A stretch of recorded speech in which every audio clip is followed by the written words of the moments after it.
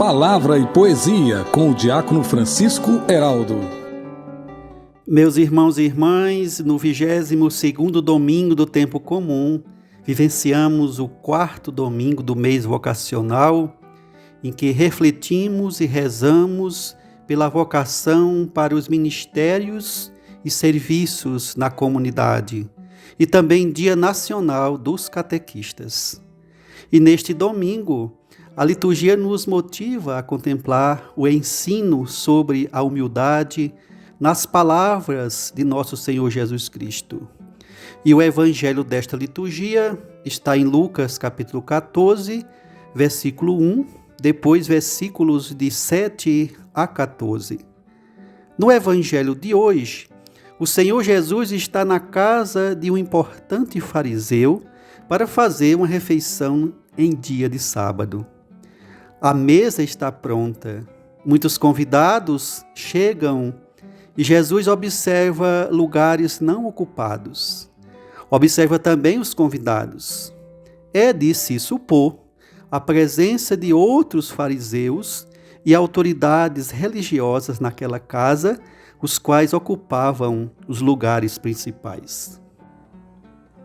Há um ensinamento de Nosso Senhor diante daquela refeição no que se refere aos lugares à mesa e também aos convidados.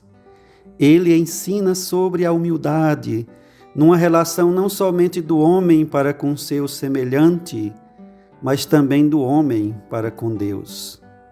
Na história da salvação, a tradição valoriza a humildade como uma virtude cristã, pois é concretizada por Deus em seu próprio Filho, Jesus, que desceu à nossa miséria e caminhou conosco não só nos ensinando, mas também sentindo as dores do nosso pecado. Quem se eleva será humilhado, e quem se humilha será elevado. Este ensinamento contido no texto de Lucas é de uma profundidade esplêndida, pois humildade é se abaixar.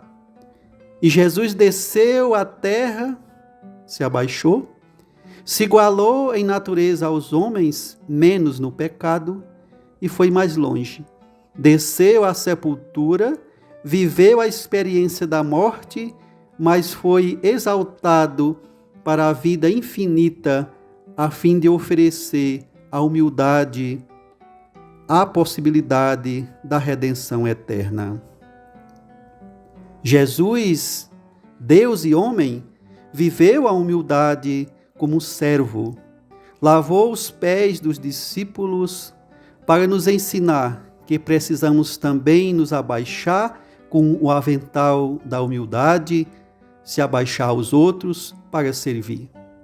Parou para conversar com as crianças, ficando no mesmo nível físico delas, para acolhê-las e para nos dizer que é necessário viver como elas para participarmos da mesa do reino. Para nós cristãos, faz-se necessário olharmos para a humildade de Deus, a humildade de Jesus, e nos enchermos dessa virtude cristã, pois o mundo do capital, da política e até das profissões parecem andar na contramão dessa força. Podemos nos perguntar: como viver neste mundo a humildade a caminho do banquete do reino? Também, como construirmos a fraternidade e inundar os corações das pessoas com os valores cristãos, sem que deixemos de ser eficientes, humanos e úteis no mundo do nosso trabalho. A humildade verdadeira agrada a todos e leva a cada pessoa a meditar nesse valor. Quem é humilde coloca a sua função e eficácia a serviço dos outros. O motivo de alguém se tornar responsável por uma instituição, por um ministério, empresa ou outras responsabilidades na linha de frente, será de qualidade na medida em que esta se torna coerente.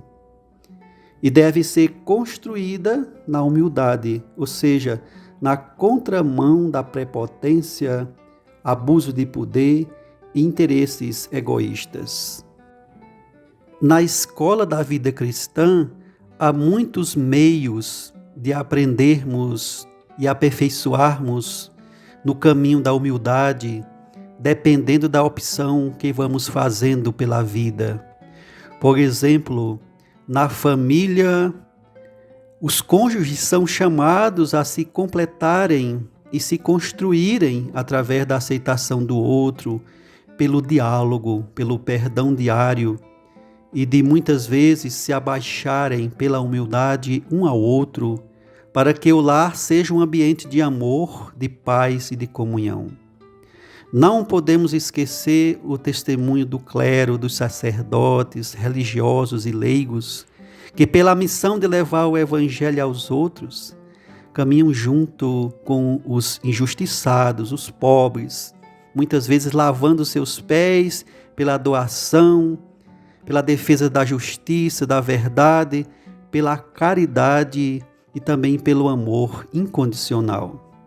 São tantos os exemplos concretos, os quais podemos contemplar e seguir em frente para vivermos a humildade a caminho da mesa do reino.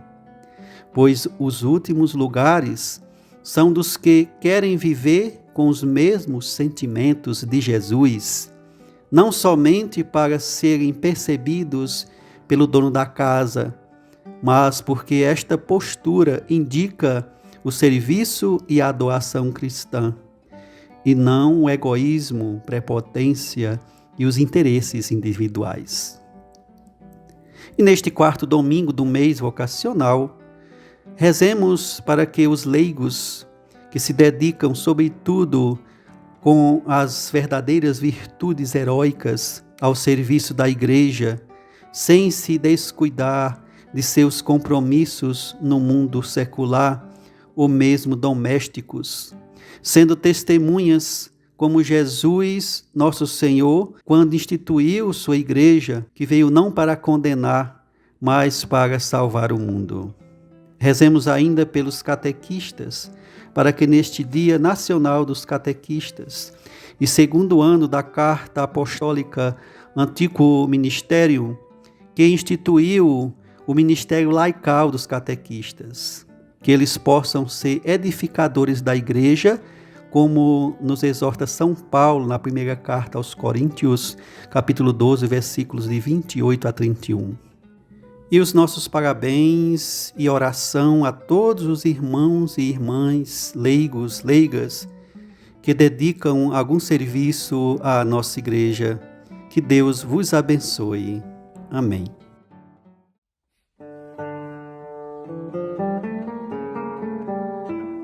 Momento especial de poesia para esta liturgia. E a poesia para esse 22º domingo do tempo comum, quarto domingo do mês vocacional, dia do catequista, traz como título Buscar a mesa do reino.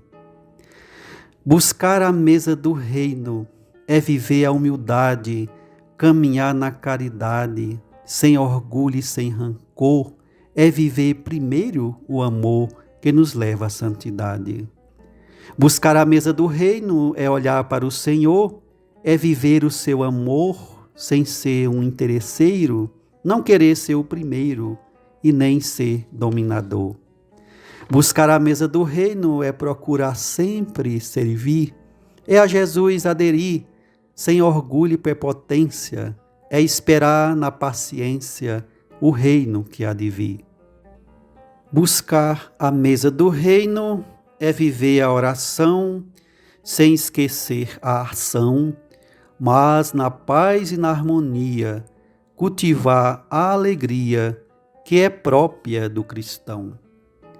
Busquemos esta mesa santa que Jesus nos oferece, façamos a nossa prece para sermos o sinal de seu amor filial que nossa vida eternece. Que a palavra e a luz de Jesus Cristo, que nos ensina a servir na humildade, ilumine o seu caminho.